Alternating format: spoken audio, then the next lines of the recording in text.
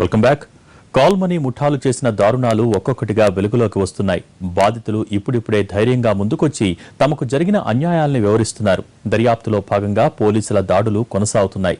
ఈ కేసు తీవ్రత దృష్ట్యా సిట్కు అప్పగించే ఆలోచనలో ఉంది ఏపీ ప్రభుత్వం.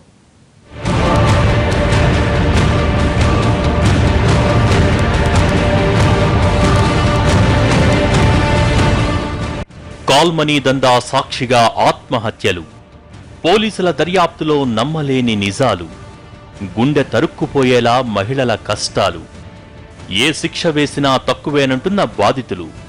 బెజవాడ కాల్ మనీ గ్యాంగ్ పునాదులు కదులుతున్నాయి. కృష్ణా, గుంటూరు, కడప, ప్రకాశం, తూర్పుగోదావరి జిల్లాల్లో వ్యాపారుల ఇళ్లపై పోలీసులు దాడులు చేశారు. టీడీపీ కార్పొరేటర్ కనకదుర్గ భర్తను అరెస్ట్ చేశారు. మరో టీడీపీ నేత జ్వాలా చౌదరి ఇంట్లో కూడా సోదాలు చేశారు. ఈ సోదాల్లో విలువైన పత్రాల్ని స్వాధీనం చేసుకున్నారు. లక్షల్లో అప్పులు ఇచ్చి కోట్ల విలువైన భూముల పత్రాలు తీసుకుంటోంది call money gang. Patamata Ramanjaneya finance లో 100 ఎకరాలకు సంబంధించిన పత్రాలు దొరికాయి.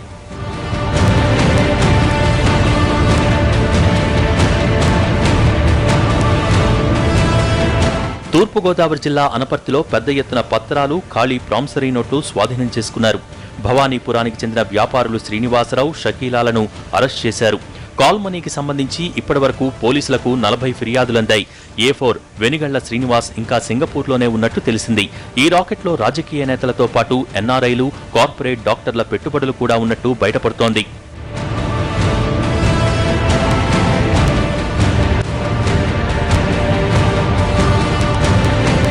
కాల్ మనీ మాటన జరిగిన అమానుషాలు ఒక్కొక్కటిగా వెలుగులోకొస్తున్నాయి. పశ్చిమ గోదావరి జిల్లా తణుకులో 2 నెలల కిందట జరిగిన కృపామణి ఆత్మహత్య కేసులో కాల్ మనీ గ్యాంగ్ హస్తం ఉన్నట్టు తేలింది. ఆమె తల్లిదండ్రులు చెల్లించాల్సిన 7 లక్షల కోసం రౌడీ షీటర్ శ్రీనివాస్ కృపామణిని అత్యాచారం చేసి బ్లాక్మెయిల్కు పాల్పడ్డాడు. ఆమెను కాల్ మనీ గ్యాంగ్కి అప్పగించాడు. వాళ్లు శారీరక అవసరాలు తీర్చుకోవటమే కాక వేరే వారితో కూడా వ్యభిచారం చేయించారని పరిశీలనలో తేలింది. అరెస్ట్ అయిన శ్రీనివాస్తో పాటు కాల్ కీచకుల నిజస్వరూపం ఇప్పుడిప్పుడే తెలుస్తోంది. అమ్మాయిని వ్యభిచార వృత్తిలోకి దించి ఆడు నగ్నంగా ఫోటోలు, వీడియోస్ అన్ని తీసి ఆ అమ్మాయిని టార్చర్ అండి, ఆ అమ్మాయిని జోడించి కొట్టి చెప్పినట్టు అనకపోతే చాలా నరకం చూసిందండి. ఆ అమ్మాయి నాకు కరెక్ట్గా 2014 డిసెంబర్ నెలలోనే నా దగ్గరికి వచ్చేసిందండి. ఆ అమ్మాయి వచ్చేసి ఇది జరిగిందంతా చెప్పింది. కానీ నలుగురికి చెప్తే ఆ అమ్మాయి అలరైపోద్దని నేను ఎవరికి చెప్పాను. తణుకులో ఇలాంటి ఘటనే మరొకటి జరిగింది. వడ్డీ వ్యాపారుల ఆగడాలకు బలయ్యాడు నాగ గణేష్. తణుకు ఎమ్మెల్యే రాధాకృష్ణ అనుచరుడు ఉప్పాల శ్రీనివాస్ దగ్గర నాగ గణేష్ 2 లక్షల చీటీ వేశాడు. ఆర్థిక ఇబ్బందుల వల్ల సకాలంలో అప్పు తీర్చకపోవడంతో వేధింపులు మొదలయ్యాయి.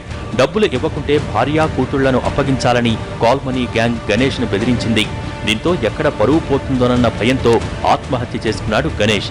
ఈ విషయాన్ని అతడు సూసైడ్ నోట్లో కూడా ప్రస్తావించాడు. ఇండస్ట్రీకి ఇప్పిస్తానని గట్రా తీసుకెళ్లి సంతకాల మీద లోట్ల మీద సంతకం పెట్టి చెక్కులు తీపిచ్చుకుని 18 రూపాయలు అన్ని అయిపోయాక 18 రూపాయలు ఇంట్రెస్ట్ అని అంటే ₹1,00,000 తీసుకుంటే 20,000 30,000 చేతిలో పెట్టేవారంటండి. చేతిలో పెట్టి అలాగే చేతిలో పెడితే మళ్ళీ 5 సరిపోక మళ్ళీ మధ్యవర్తి తీసుకెళ్ళి నాకు 15,000 నాకు 10,000 అనేవాడంటే ఇంకా నాకు ఎక్కడ సపోర్ట్ లేదు కదా, నాకు ఏళ్ళే తెలుసు కదా, అన్నిటికీ తల వంచి చేశాడండి. ఆడమాకిలు కూడా కట్టి మేమైతే ఏమీ తిన్నది లేదు. ఇలా చాలా దారుణాలు బయటకొస్తున్నాయి. కాల్ మనీ వ్యవహారంలో ప్రతి ఫిర్యాదును పరిశీలిస్తామన్నారు ఏపీ డీజీపీ రాముడు.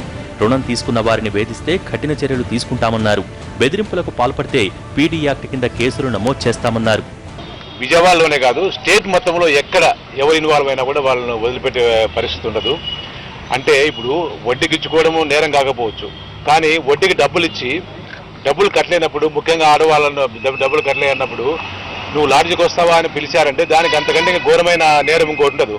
దాంట్లో ఇది క్షమించరాని నేరము, ఎవరినైనా కూడా వదిలిపెట్టే ప్రసక్తే లేదు. ఆ మాత్రం నేను మీకు చెప్పగలను. కాల్ మనీ దందా ఏపీలోని అన్ని జిల్లాలకు విస్తరించినట్టు కనిపిస్తోంది. ఒక్కో జిల్లాలో ఒక్కో పేరుతో జనాన్ని వేధిస్తున్నాయి ఈ ముఠాలు. దర్యాప్తు పూర్తయ్యేలోపు ఇంకా ఎన్ని ఘోరాలు మనం వినాల్సి వస్తుందో.